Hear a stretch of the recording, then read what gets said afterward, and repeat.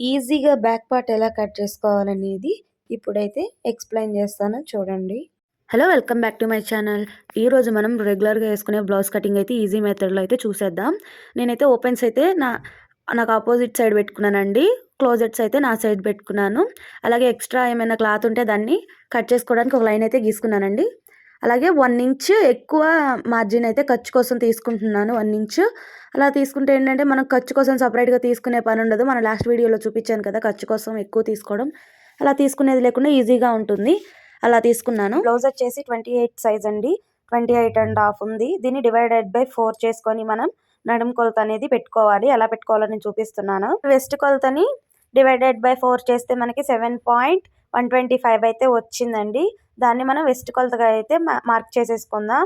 West కొలతకు marking చేసేసుకొని 1 inch అనేది extra పెట్టుకుంటున్నానండి. మనం వెనకాల డాట్స్ వేస్తాం కదా! ఆ డాట్స్ కోసం 1 ఇంచ్ పెట్టుకుంటున్నాను. అలాగే మనం 2 ఇంచ్ ఖర్చు ఉంటుంది కదా! ఆ 2 ఇంచ్ ఖర్చు కోసం అయితే మార్కింగ్ చేసేసుకుంటున్నాను. ఇప్పుడు మనకి వెస్ట్ కొలత అయితే వచ్చేసిందండి. ఇలా మనం వెస్ట్ కొలతనైతే గీసేసుకోవచ్చు. ఇది ఇంకా ఈజీ అండి. మనం బ్యాక్ పార్ట్ కాబట్టి ఇప్పుడు డ్రా చేసేది బ్యాక్ లెంత్ వచ్చేసి 14 అండి. ఒకవేళ మెజర్మెంట్ బ్లౌజ్ ఉంటే బ్లౌజ్ని మెజర్మెంట్ తీసుకోండి. నేను డైరెక్ట్గా పెట్టేసుకుంటున్నాను. అలాగే మనం షోల్డర్ని అయితే డ్రా చేసుకుందాం.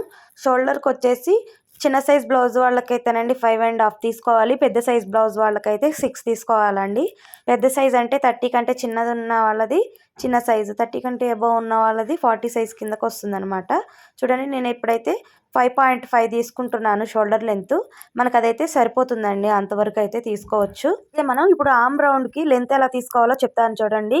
మనది వెస్ట్ వచ్చేసి 28.5 వచ్చింది కదండి. ఆ వెస్ట్ కొలతని డివైడెడ్ బై 6 చేయాలి. డివైడెడ్ బై 6 చేస్తే మనకి ఎంతైతే ఆర్మ్ రౌండ్ వస్తుందో లెంత్ అదే తీసుకోవాలండి.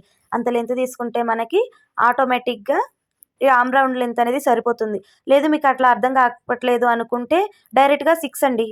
చిన్న సైజు వాళ్ళకి 6, పెద్ద సైజు వాళ్ళకి వచ్చేసి 6.5 అంతే. అంతకు మించి తీసుకోకూడదు.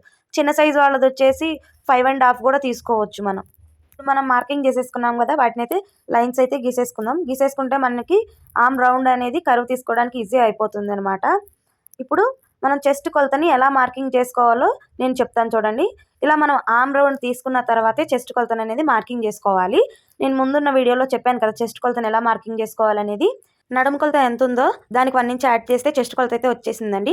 అలాగే మనం కింద ఖర్చుకు 2 ఇంచెస్ తీసుకున్నాం కదా! పైన కూడా 2 ఇంచెస్ మార్కింగ్ చేసేసుకోవాలి.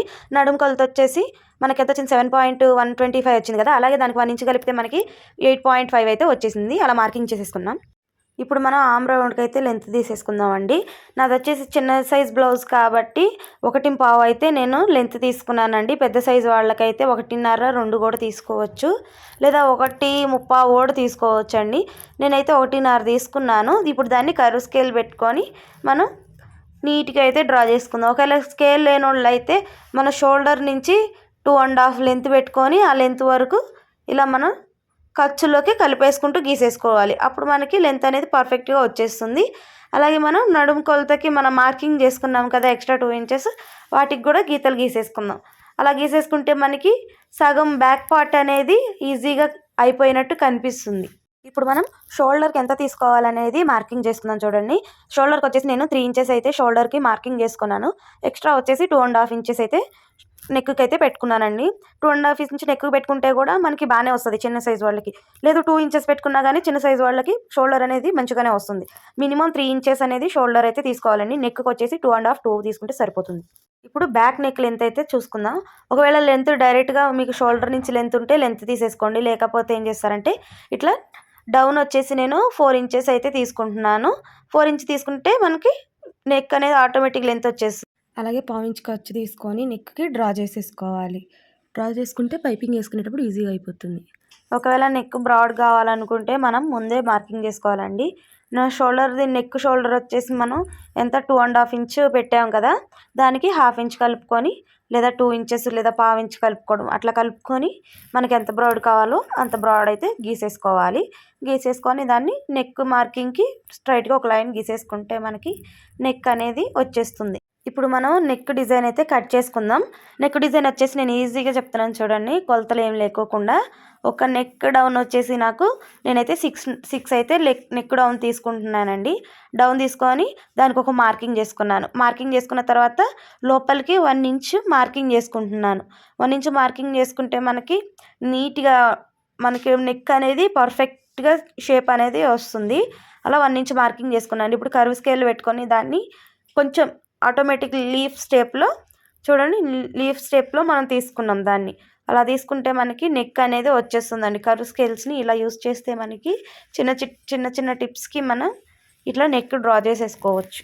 ఇలా నెక్ కట్ చేసేసుకుంటే కటింగ్లో మనకి బాగా కనిపిస్తుందండి. నెక్ ముందు గీసుకున్నప్పుడు మనకు అర్థం కాదు, కటింగ్లో అయితే మంచిగా కనిపిస్తుంది.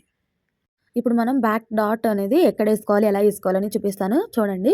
మనకి వెస్ట్ వచ్చేసి 28.5 వచ్చింది కదా, దాన్ని డివైడెడ్ బై 4 చేస్తే 7.125 వచ్చింది కదండి. దాన్ని మనం హాఫ్ చేసుకోవాలి. ఆ హాఫ్ చేసుకుంటే మనకి బ్యాక్ డాట్ అనేది ఎంత మెజర్మెంట్లో వేసుకోవాలనేది వచ్చేస్తుంది. చూడండి, దాన్ని హాఫ్ చేసిన తర్వాత నాకు వచ్చేసి 3.35 అనేది వచ్చిందండి. దానికి నేను మార్కింగ్ చేసేసుకుంటున్నాను. దానికి మార్కింగ్ చేసేసుకొని మనం అక్కడ ముందు మార్కింగ్ చేసుకున్నాం కదండి 1 ఇంచు, ఆ 1 ఇంచ్ అనేది ఇక్కడ మార్కింగ్ చేసేసుకోవాలి.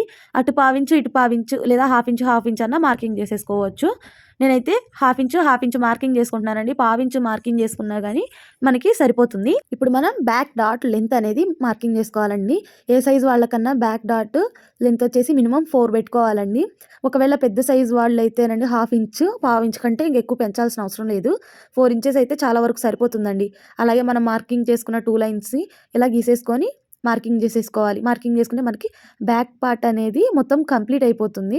అలా కంప్లీట్ అయిపోయిందని మనం కట్ చేసేసుకోవాలి. ఇలా కట్ చేసుకున్న తర్వాత అయితే మనకి ఫైనల్ ఇలా వచ్చేసిందండి బ్లౌజు. ఇప్పుడు మనం షోల్డర్ దగ్గర కొంచెం డౌన్ అయితే తీసుకోవాలండి. ఎటు డౌన్ తీసుకోవాలనేది కన్ఫ్యూజన్ ఉంటుంది కదా, మనం అయితే ఆమ్ రౌండ్కి వెళ్ళి అయితే తీసుకోకూడదండి. డౌన్ మనం నెక్ సైడ్ అయితే డౌన్ తీసుకోవాలి. ఒక పావించు మార్జిన్తో నేను ఇలా మార్కింగ్ పెట్టుకొని కట్ చేసుకున్నాను. కట్ చేసుకుంటే షోల్డర్స్ జారుకోకుండా నీట్గా అయితే ఉంటాయి. ఇంకా మనం ఎక్కడెక్కడ మార్కింగ్స్ పెట్టుకోవాలి, ఎక్కడెక్కడ డాట్స్ పెట్టుకోవాలనేది చూడండి. అలా టక్స్ పెట్టేసుకుంటే మనం ఎక్కడి నుంచి ఎక్కడికి స్టిచ్చింగ్ వేయాలనేది మనకి ఈజీగా తెలిసిపోతుంది. అలా మనం డాట్స్ అయితే పెట్టేసుకున్నాము. ఫైనలీ మన బ్లౌజ్ బ్యాక్ పార్ట్ అయితే కటింగ్ అయిపోయిందండి.